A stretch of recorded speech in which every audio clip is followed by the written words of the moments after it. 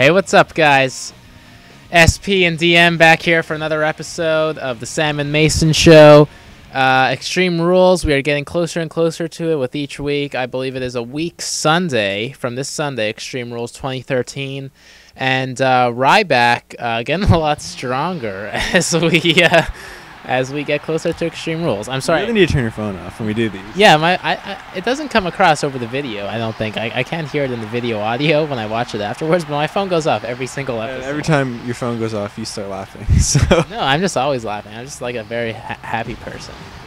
No. Anyway, the main event of Raw this past week was Ryback versus Kane. And they're starting to give Ryback some big wins here to kind of have him build momentum into his match against Cena at Extreme Rules for the title. And that was the thing, like, Ryback lost a lot over the past few months previously to his heel turn. He lost to Henry at Mania. He got pinned in that six-man tag match against The Shield at the Chamber.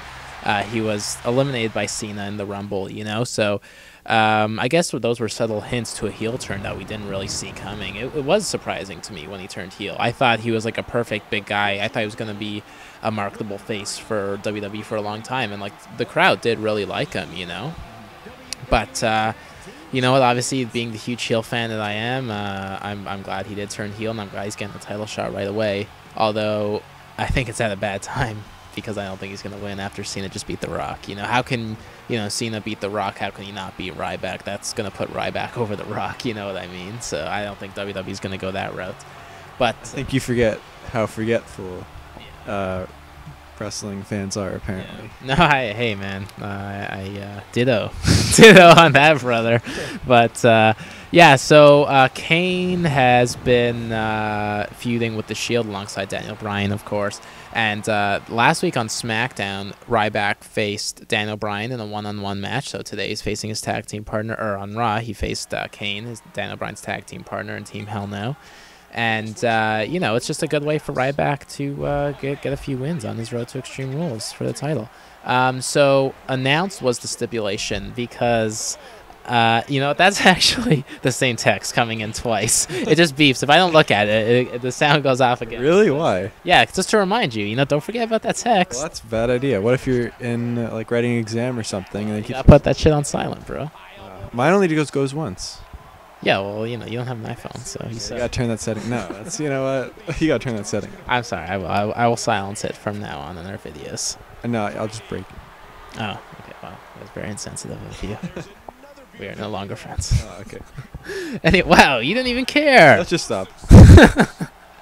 Anyway, sort of get sidetracked there for a second. It was announced, Vicky came out and said, Ryback, you're going to get to choose the stipulation for your match against Cena at Extreme Rules for the WWE Championship. And Ryback said it's going to be a last man standing match because Cena, you can barely stand right now because of his, like a ankle injury or something like that. So, he chose a match type that he thought would favor himself.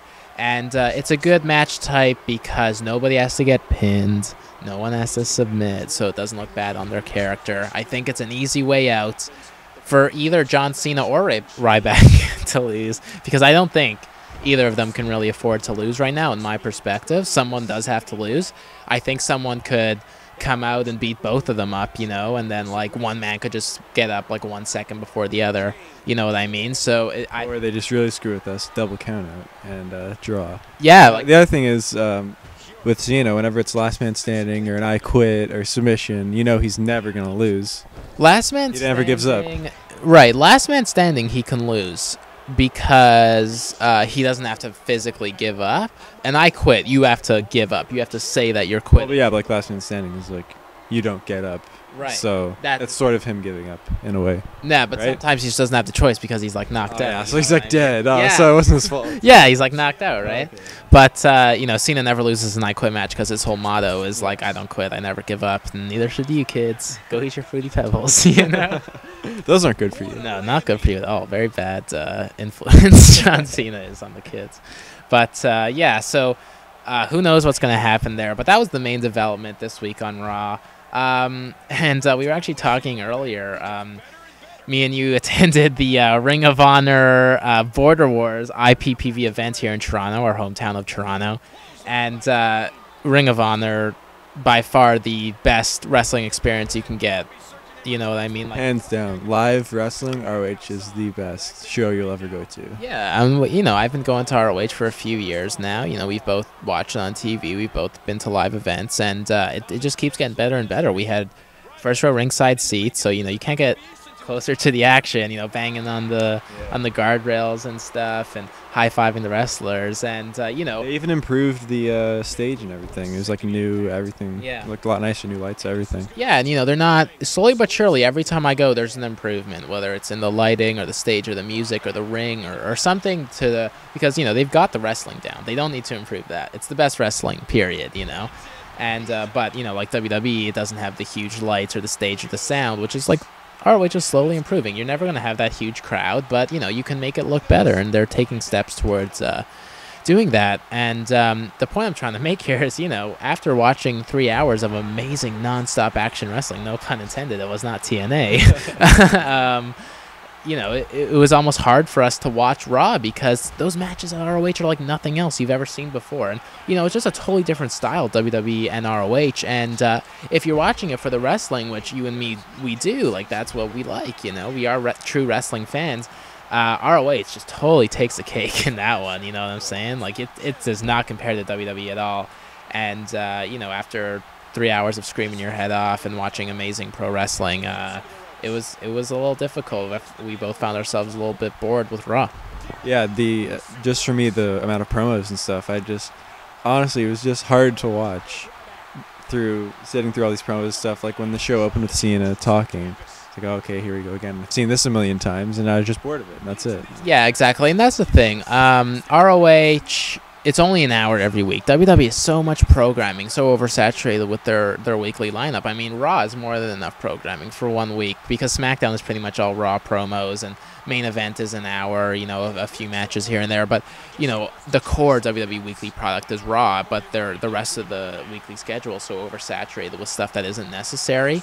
And, you know, ROH only has 1 hour every week to promote their stuff. 1 hour a week on a local cable channel at like 11 p.m. on Sundays it is for us, right? So it's not really prime time. It's, you know, you're doing other stuff. You're not necessarily going to be able to watch ROH at 11 p.m. on a Sunday all the time, right?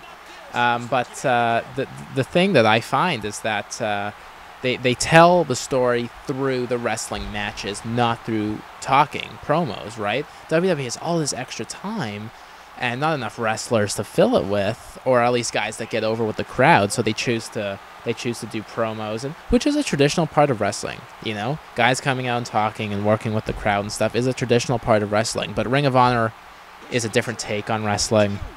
It's more about what the sport is, wrestling, right?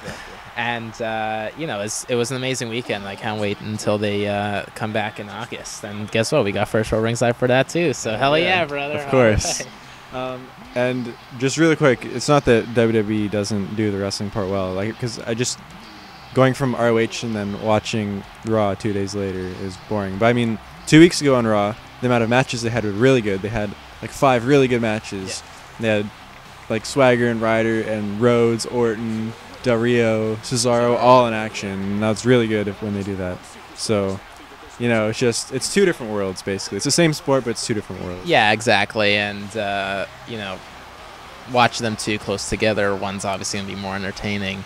And but you know what? I'm sure I'll be ready for SmackDown this coming week, and I'm sure I'll be more than interested in Raw as we get closer and closer to Extreme Rules. So anyway, that's it for this week, guys. Thanks for listening and watching, and we'll see you next week. Feed me less.